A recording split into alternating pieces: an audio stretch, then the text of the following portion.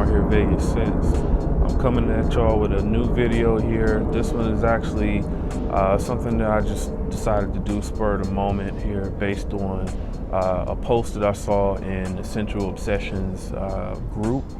So pretty much Kevin wanted to know, hey, like, what are you all's top 10 Scentual Obsessions fragrances? So what I have here today are my top 10 picks from the house of Scentual Obsessions. So pretty much I would say these picks are going to be fragrances that I think most people would like if you're trying out the house of Scentual Obsessions. I really think you would be happy with all of these fragrances. Most of these fragrances, I would say, they're pretty spot on with their inspirations, and I mean some of these fragrances are even original creations as well. All right, so just getting right into it here, I'm going to start off with Scentual Obsessions version of YSL Loam. All right, so Kevin sent this to me. This was sent to me for free, and he noticed, just watching my previous videos, that I really liked YSL Loam. So he sent this to me, and this is like, I have a sample of the OG version of YSL Loam back from like 2009, the original formulation, and this pretty much smells identical to it. Only difference is, in the opening it's not as sharp, but for the most part, this is right there with it. All right, so that's YSL Loam at number 10. All right, so going to number 9. Number 9, we have an original creation, and that is Amber and Oud. All right, so Amber and Oud is pretty much, that's what you get. You get Amber and you get Oud.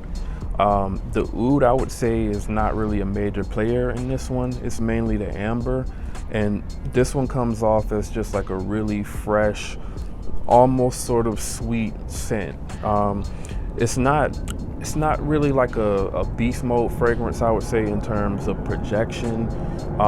It does, on me anyway, it's a pretty light scent, but it does last a really long time, all day at least. So I would definitely advise anybody that's maybe curious about trying out a Oud fragrance to try out Scentual Obsessions Amber and Oud. So at number 8, I'm gonna go over to Scentual Obsessions formulation of YSL Y. YSL Y, this one pretty much, it smells almost identical to the original YSL Y. This one is a really fresh, almost kind of soapy, but yet at the same time kind of sweet fragrance. I'm starting to sort of like this one a little bit more than the EDP, to be honest. This one, when I wear it, although it doesn't have great longevity, when I do wear it, I'm able to smell it the entire time, which is maybe about 4 or 5 hours.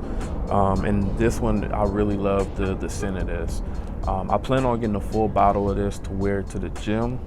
But also, wear for when it starts to get a lot more warmer out here as well.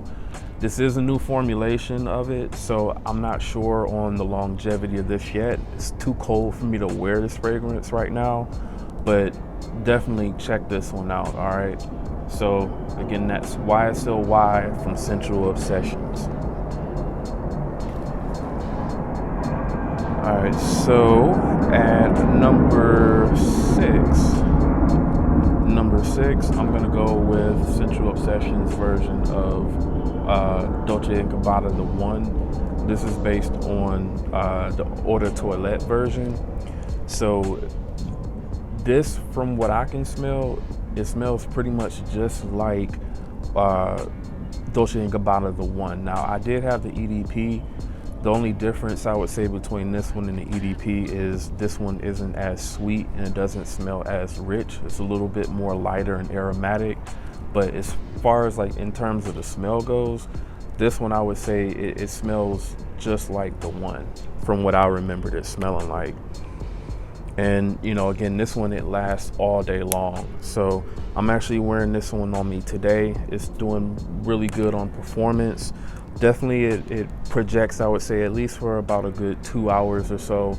Then it starts to sit a little bit more closer to the skin, but it doesn't completely fade away like the one does. All right, so definitely check this one out if you like the one. That's the one from Scentual Obsessions. All right, so next fragrance here. Next fragrance is going to be Scentual Obsessions version of Ombre Leather.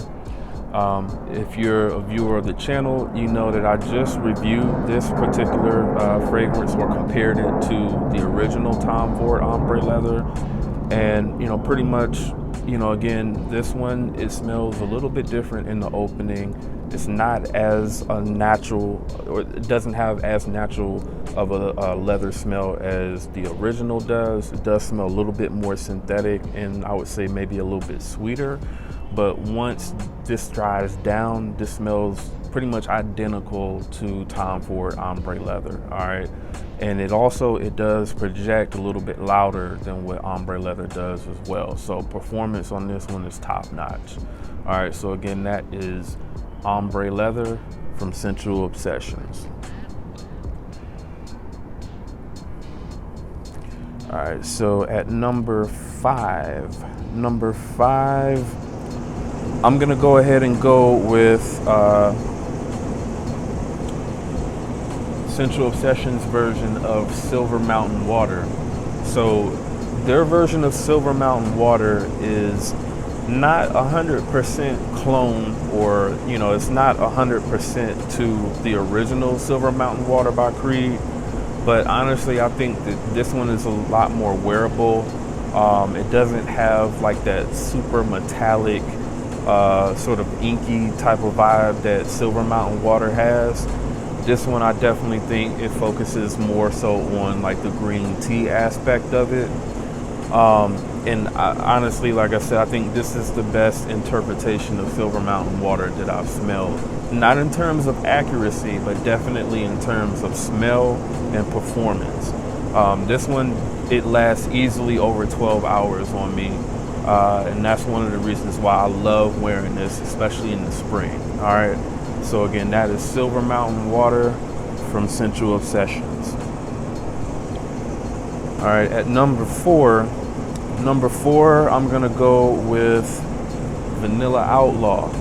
So Vanilla Outlaw, originally this was Scentual Obsessions' interpretation of Tom Ford's Tobacco Vanille. Kevin decided to go ahead and reformulate that and make it smell a lot more like Tom Ford Tobacco Vanille. But he got good feedback on this particular fragrance, especially from me. And so he did decide to go ahead and actually make this its own fragrance. So pretty much what you get with this is you get a blast of vanilla. It does smell, I guess you could say, a little bit woody, in the top as well. But the main thing that I like about this particular version, or this, fragrance, is that sort of spicy clove type note that's in Tom Ford Tobacco Vanille. It's a lot more toned down in this particular fragrance, and it definitely takes a back seat. So it makes it a lot more tolerable and a lot more smoother to wear, I would say. All right, so if you like vanilla scents and you like, a little bit of spiciness to them, definitely check this one out.